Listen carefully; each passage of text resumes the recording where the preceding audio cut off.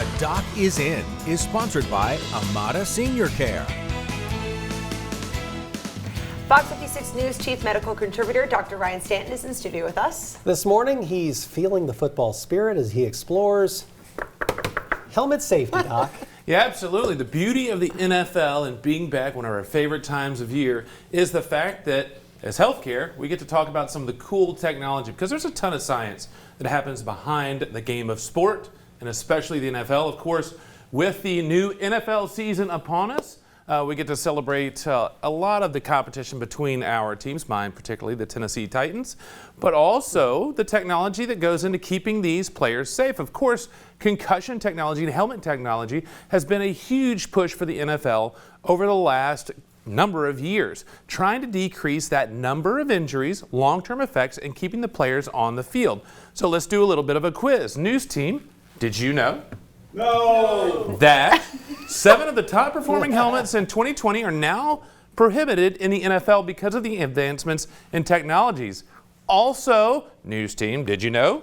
No! Technology has decreased concussions in the NFL by 25% over the last 5 seasons. That's a huge number out there to keep in mind how much we actually have advanced in technology. What you have there on your desk are actually 2 of the examples sent to us by the NFL. And this one is the older technology, the white helmet right there. Thank you. This is actually, didn't know that, but you're doing a wonderful job at this. And then the newer technology would actually implement a lot of the 3D printing technology and movable panels that actually decrease those forces that happen on our players out there. And finally, one of the last ones, news team, did you know No! that there's only one factory that produces the NFL footballs here in the United States, and it is with our neighbor, the state where we have folks right now. Ada, Ohio is where all the Wilson footballs, the Duke, is made for every NFL game, and some of the only it's the only professional footballs made in the United States, and some of the only footballs made currently in the United States. Right there in Ada, Ohio. Brand new factory right there, right? But actually the picture that was there was me up there a few years ago before the Super Bowl. We did a feature on there on some of the safety they do up there. So still handmade, hand-stitched by a wonderful community up there in Ada. Do you know what they said to you when you asked if you could have a free football? No! No!